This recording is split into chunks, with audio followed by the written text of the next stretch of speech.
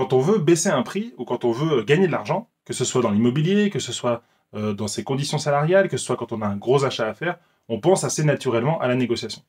Mais le problème qu'ont beaucoup de gens, c'est qu'ils n'osent pas aller négocier. Et souvent, on se répète des fausses excuses pour ne pas aller baisser les prix, des fausses excuses pour ne pas aller négocier. Et c'est ce que je voudrais traiter avec toi aujourd'hui. Aujourd'hui, on va parler de 4 fausses excuses pour ne pas baisser les prix. Alors, 2 informations importantes avant de commencer cette vidéo. Tout d'abord, il n'y aura pas de montage, je vais l'enregistrer d'une traite. Voilà, vous voyez, parfois je buguais un petit peu, mais je vais l'enregistrer d'une traite parce qu'on est aujourd'hui le samedi 19 décembre, je pars bientôt en vacances, et puis j'ai besoin d'un petit peu de repos. Et donc du coup, je ne vais pas prendre le temps de faire un gros montage, mais il y a énormément de valeur dans cette vidéo et de contenu, donc je vous invite à la regarder jusqu'au bout. Et jusqu'au bout, vous verrez aussi, j'ai une annonce très importante à vous faire, plusieurs annonces assez importantes à vous faire, parce que ça fait quasiment 1 an que je suis sur YouTube avec ces vidéos, et du coup, je voudrais vous partager quelques annonces.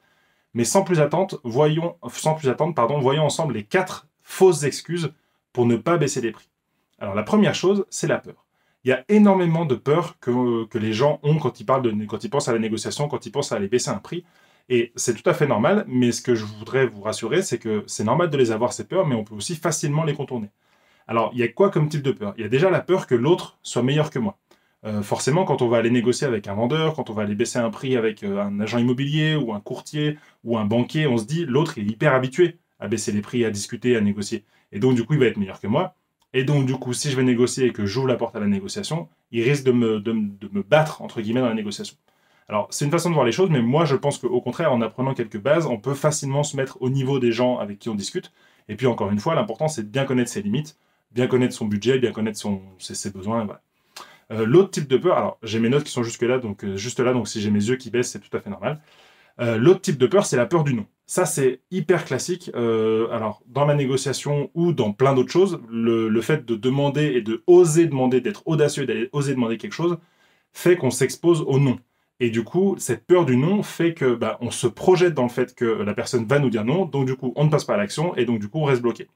Ce que je vous invite à faire, c'est dans tous les cas, dites-vous cette phrase, au pire, je reçois un non, et au mieux, je reçois quelque chose. Et au pire, c'est juste un non, c'est pas très grave un non. On peut demander, il y a 2 semaines, j'ai négocié mon loyer avec mon propriétaire, et j'ai osé demander, il m'aurait dit non, j'aurais dit ok, pas de souci, je vous paye le loyer. Mais finalement, il a quand même fait un geste. Et donc du coup, vraiment, ne restez pas bloqué avec cette peur du non, que ce soit pour oser demander quelque chose à quelqu'un ou pour même négocier un prix. Il faut vraiment passer au-delà, parce qu'il y a vraiment beaucoup de choses à aller récupérer si on ose passer ce premier cap. L'autre type de peur, ça peut être la peur de rater l'occasion. Ça, c'est typique de l'immobilier. Quand on est en recherche d'un bien immobilier, que ce soit pour sa résidence principale ou pour faire du locatif, on voit plein de biens. On cherche plein de biens. Déjà, c'est compliqué de trouver le bien parfait, qui correspond au nombre de chambres qu'on veut, à la localisation, avec la taille, qui correspond aux gammes de prix qu'on veut, est-ce qu'il y a des travaux ou pas. Et une fois qu'on a trouvé la perle rare, ou en tout cas quelques perles rares, on se dit que si on négocie trop, on peut passer, l'occasion peut nous passer sous le nez et du coup on peut rater l'occasion parfaite. Alors ça, c'est normal. C'est sûr que en négociation, il y a toujours un risque et du coup c'est important de presque à l'avance se dire ok, est-ce que je suis prêt à perdre le bien si je n'arrive pas à réussir ma négociation? Parce que forcément, à partir du moment où vous allez discuter un prix avec quelqu'un, oui, potentiellement, s'il vous aime pas, il pourra passer, je veux dire, fermer la porte et puis d'aller plutôt avec quelqu'un d'autre. Mais si vous amenez les bons arguments et les bonnes astuces au bon moment, forcément, vous avez plus de chances d'aller récupérer le bien et puis vous allez oublier cette peur de rater l'occasion.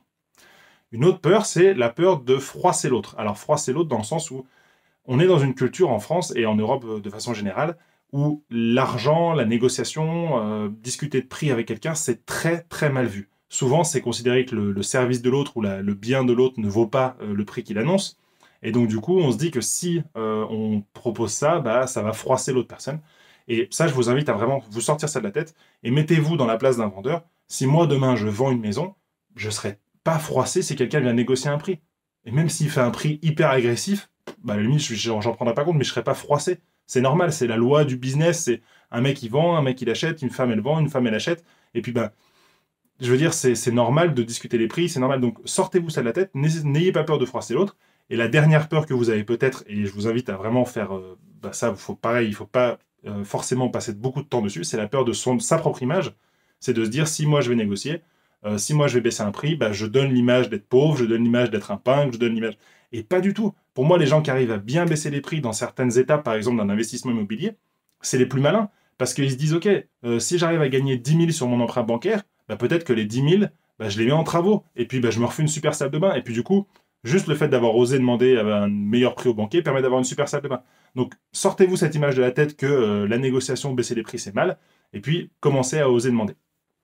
La deuxième fausse excuse que les gens se disent pour ne pas aller baisser les prix, c'est l'image erronée qu'on a de la négociation. Alors ça, c'est normal.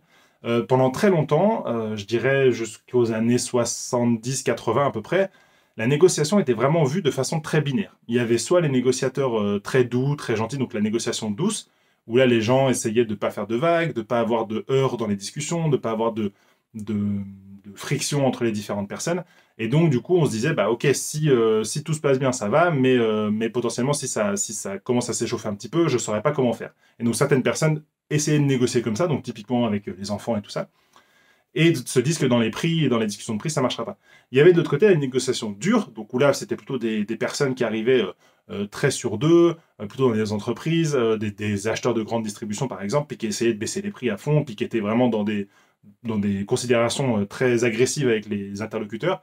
Et puis, du coup, beaucoup de gens se disaient, mais voilà, moi, si je suis trop doux, je ne vais pas réussir à gagner les prix, trop dur, ça ne correspond pas à mon comportement, et donc, du coup, je ne sais pas quoi faire. Et ce qu'il faut savoir, c'est que récemment, notamment dans ce livre qui s'appelle Comment réussir une négociation, de Fisher et Ury, on parle de négociation raisonnée, c'est-à-dire qu'on a revu la façon de voir la négociation et d'aborder une négociation, que ce soit une négociation avec ses enfants, que ce soit une négociation avec son patron, que ce soit une négociation avec un vendeur.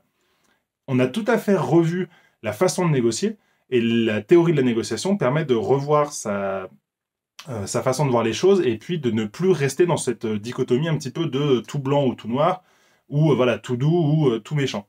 La négociation raisonnée, c'est de séparer le différent de la personne, donc ça veut dire que tu viens pas discuter, t'as pas un différent avec la personne, mais tu viens discuter d'un sujet, et quelle que soit la personne en face de toi, bah, c'est pas elle contre qui tu es contre, mais c'est le sujet que tu as envie de voir, et puis bah, de voir comment tu peux, avec des concessions, des compromis, faire en sorte d'avancer. Et puis il y a aussi Chris Voss qui a sorti le livre Ne coupez jamais la poire en deux. Je ne l'ai pas sous la main parce qu'il est dans ma chambre sur ma table de chevet, mais je vous en ai souvent parlé dans ses vidéos.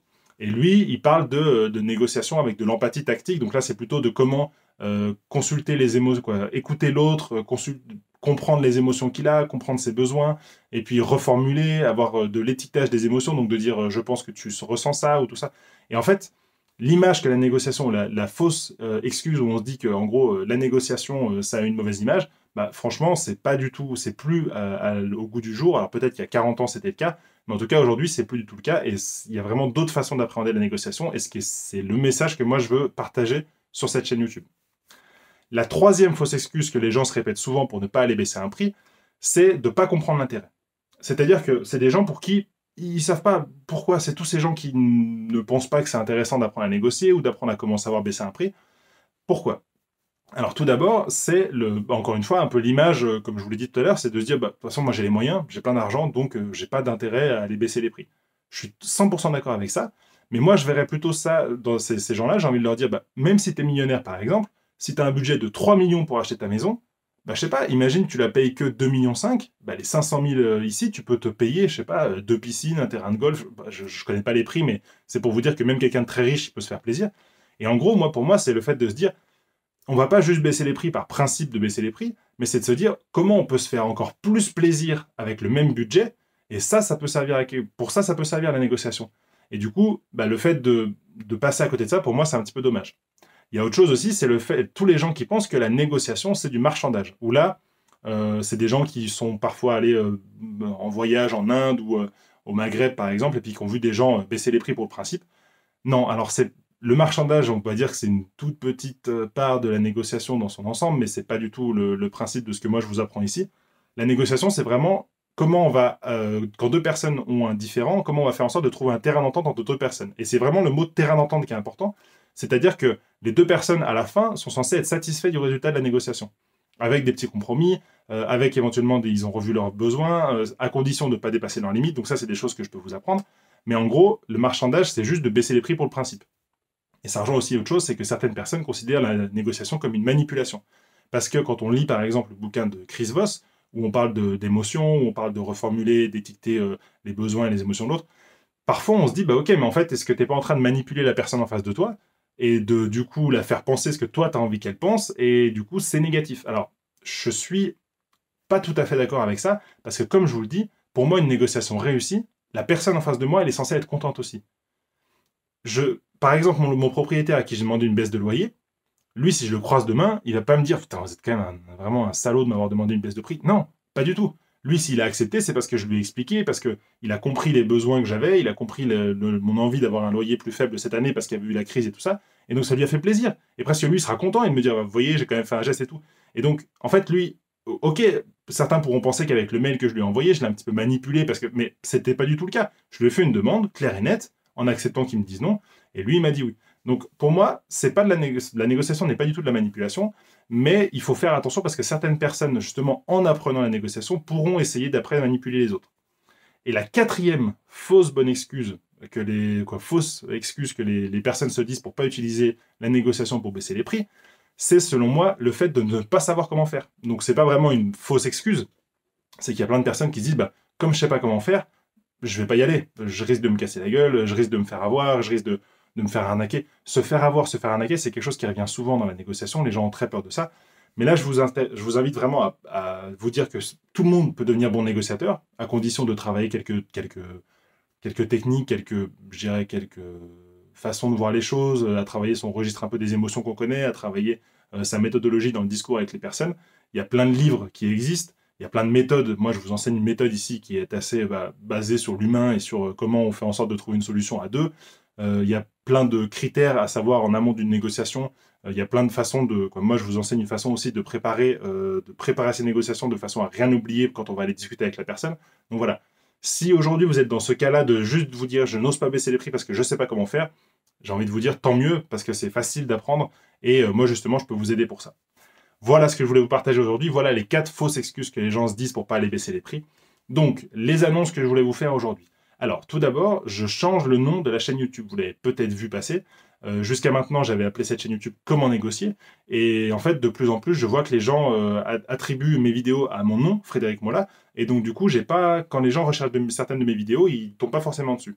Et j'ai pas envie de rester bloqué dans cette chose de comment négocier la négociation, parce qu'il y a plein d'autres choses qui sont hyper intéressantes à aller explorer, notamment sur comment prendre de l'assurance en discussion, comment reformuler les arguments de quelqu'un, comment contrecarrer les arguments de quelqu'un, comment réduire son stress quand on va faire telle ou telle chose. Donc, pour moi, par exemple, la vidéo sur la rupture conventionnelle, c'est la meilleure de ma chaîne aujourd'hui. Ça parle pas forcément beaucoup de négociation. Donc, j'ai décidé de retirer le nom Comment négocier, de mettre juste Frédéric Molla. Ça, c'est une des annonces. La deuxième annonce, c'est qu'après 42 vidéos cette année, celle-là, c'est la 42e, je vais prendre une petite pause parce que c'est très physique de faire des vidéos comme ça hebdomadaires. Là, c'est la fin d'année, j'ai envie de prendre du temps avec ma famille. Et donc, du coup, je vous reverrai après la rentrée. Donc, c'est autour du, je pense, 10 janvier, quelque chose comme ça, avec un nouveau planning de vidéos et qui sera globalement ouvert sur comment je peux vous aider à gagner de l'argent. Comment gagner de l'argent, parce que la négociation et toutes les techniques que je vous enseigne ici, ça sert à ça. Ça sert à gagner de l'argent. Si vous avez un investissement immobilier, si vous avez une discussion avec votre patron à avoir, si vous avez un gros achat à faire, on va voir ensemble comment gagner de l'argent. Voilà. Je vous remercie, je vous souhaite de très bonnes fêtes. Si vous avez des questions, n'hésitez pas à m'en faire part en commentaire. Si cette vidéo vous a plu, je vous invite quand même à mettre un petit like sur cette vidéo. Et puis si vous avez envie de savoir un petit peu comment je peux vous aider à mieux apprendre la négociation et puis à mieux réussir vos investissements ou vos gros achats, n'hésitez pas à m'écrire en privé. Voilà, je vous souhaite de très bonnes fêtes de fin d'année. Je vous dis à très bientôt et surtout, d'ici là, jusqu'à la fin de l'année et pour 2021, négociez mieux et soyez audacieux. Ciao!